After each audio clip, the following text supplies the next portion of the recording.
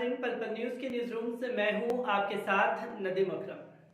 अर्नब गोस्वामी की गिरफ्तारी के बाद जैसे मानो भारतीय जनता पार्टी के ऊपर आफतों की बादल टूट पड़ी है और उस टूटे हुए बादलों के नीचे भारतीय जनता पार्टी के जो नेता दबे हुए हैं वो दर्द में सिर्फ अर्नब अर्नब अर्नब चिल्ला रहे हैं। जी हाँ, अब वो नेता भी लोकतंत्र को दुहाई देने से बाज नहीं आ रहे जिन्होंने खुद लोकतंत्र और संविधान की हत्या करने में महारथी हासिल की हो।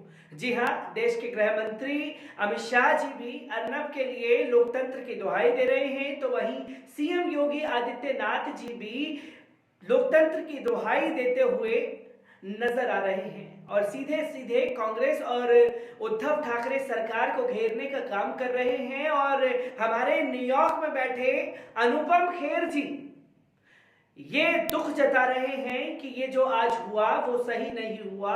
अर्नब को गिरफ्तार किए जाने की हम दुख प्रकट करते हैं और इस दुख घड़ी में हम अर्नब गोस्वामी के साथ खड़े हैं।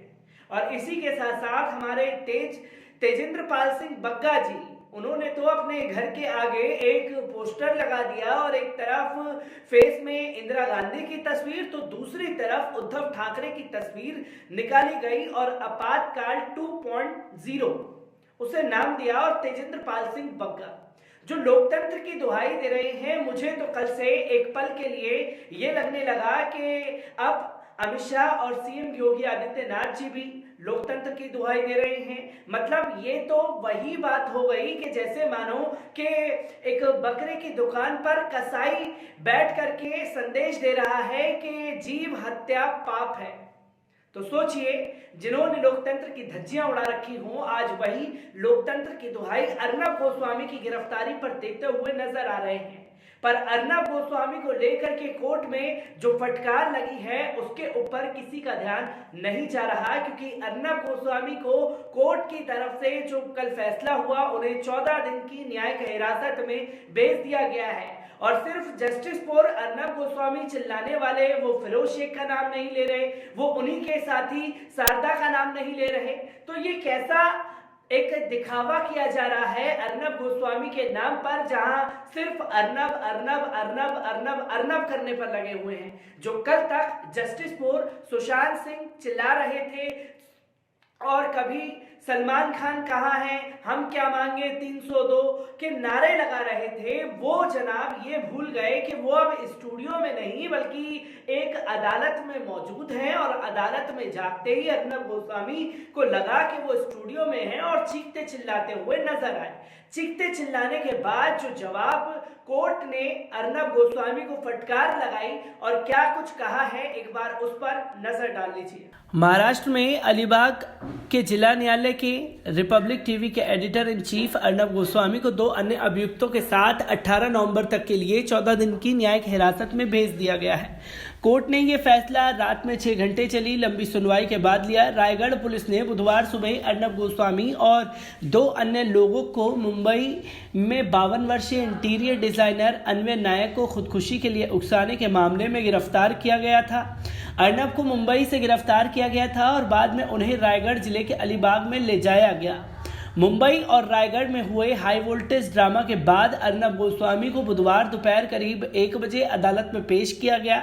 अदालत के अंदर जाने के बाद अर्नब ने पुलिस को पर उनके साथ मारपीट करने का आरोप लगाया। अदालत ने आदेश दिया कि अर्नब की दोबारा मेडिकल जांच कराई जाए। आदेश के अनुसार जांच कराई गई। इसके बाद पुलिस ने उन्हें फिर से कोर्ट के सामने पेश किया। सरकारी वकील, पुलिस और अर्नब गोस्वामी ने कोर्ट के सामने अपना अपना पक्ष रखा। डॉक्टर की ऑब्जर्वेशन को भी ध्यान में रखा गया। दोबारा की गई जांच की मेडिकल रिपोर्ट पर 1.5 घंटा सुनवाई चली। इसके बाद अदालत ने कहा कि वो मारपीट के आरोपों पर विचार नहीं करेंगे क्योंकि प्रथम दृष्टया इसका कोई सबूत नहीं है। दोबारा मेडिकल जांच कराने के बाद अर्नब को जब कोर्ट में पेश किया गया तो कोर्ट ने उन्हें सीधे खड़े रहने और अजीबोगरीब हाव भाव ना बनाने के लिए कहा। अदालत की इस चेतावनी के बाद अर्नब शांति से बैठ रहे, जबकि पहले कोर्ट के अंदर आते ही वो चिल्ला रहे थे और दावा कर रहे थे कि पुलिस ने उन्हें मारा और उनके रिश्तेदार इस पूरी घटना का रिकॉर्ड करने में व्यस्त थे। सरकारी वकील ने पुलिस हिरासत की मांग की। अर्नब के वकील ने आरोप लगाया कि पूरी जांच बेबुनियाद है। वहीं राय रायगढ़ पुलिस का आरोप था कि अर्नब जांच में सहयोग नहीं कर रहे थे। साथ ही उन्होंने सुबह गिरफ्तारी का भी विरोध किया, इसलिए उनके खिलाफ एक और एफआईआर दर्ज की गई। हालांकि अदालत ने पुलिस की ओर से रखे गए तथ्यों पर विचार करने से इनकार कर दिया। अदालत ने कहा कि पुलिस हिरासत के लिए ठोस सबूतों की जरूरत होती है जो पुलिस पेश नहीं कर सकी, इसलिए अदालत ने पुलिस हिरासत की अपील खारिज कर दी और 3 अभियुक्तों अर्नब, फिरोज शेख और नीतीश सारदा को 14 दिन की न्यायिक हिरासत में भेज दिया। अर्नब गोस्वामी ने जमानत की अर्जी लगाई है। उन्हें वकील गौरव पारकर ने अदालत के बाहर पत्रकारों से कहा कि न्यायिक हिरासत का आदेश उनके मुवक्किल के लिए एक बड़ी जीत है। ब्यूरो रिपोर्ट, पल पल न्यूज।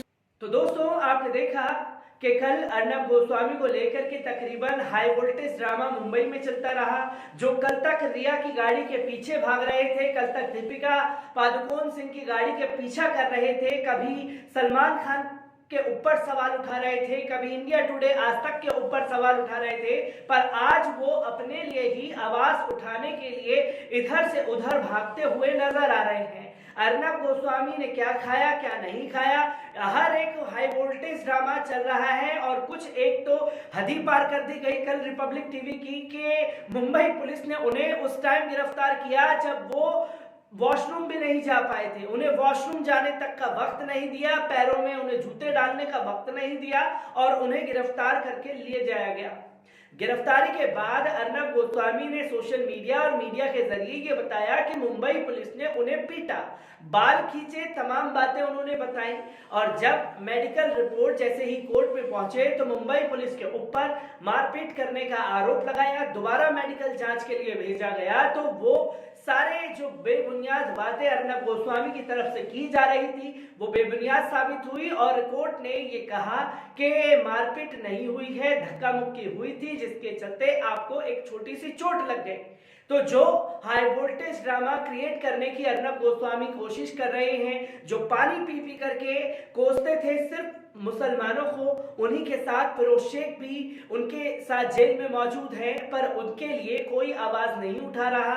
जो पानी पी पी करके कल तक मौलाना साद साहब को जेल भेजे जाएंगे, मौलाना साद अब होगा गिरफ्तार और अब खुद जब जेल में हैं तो लोग ये भी संदेश दे रहे हैं कि इज्जत और जिल्लत देना उस ऊपर वाले के हाथ में है। तो आप अब तमाशा देख सकते हैं अर्नब गोस्वामी का। और अर्नब गोस्वामी के चलते जो लगातार हाई वोल्टेज ड्रामा मुंबई की सड़कों पर देखने को मिला वो अब और ज्यादा खुल करके सामने आएगा, क्योंकि अब जस्टिस फॉर सुशांत सिंह के लिए मांग करने वाले अर्नब गोस्वामी जेल के पीछे हैं। पर अब वो लोग जस्टिस फॉर सुशांत सिंह की बजाय अमनवे के लिए जस्टिस की मांग नहीं कर रहे, क्योंकि हत्या के लिए उकसाने का आरोप अर्नब गोस्वामी सुशांत सिंह केस में लगातार उठा रहे थे, पर हत्या के लिए उकसाने का आरोप उनके ऊपर भी है। तो अब ये जनता अर्नब गोस्वामी के साथ खड़ी है। तो आप देख सकते हैं कि दोहरा रवैया और दोहरा चाल चरित्र जो रचा जा रहा है उससे जनता को कैसे ओझल करने की कोशिश की जा रही है। तो अर्नब गोस्वामी से जुड़ी हर एक अपडेट को लेकर के मैं आपके सामने हाजिर होता रहूंगा। दीजिए मुझे इजाजत, शुक्रिया।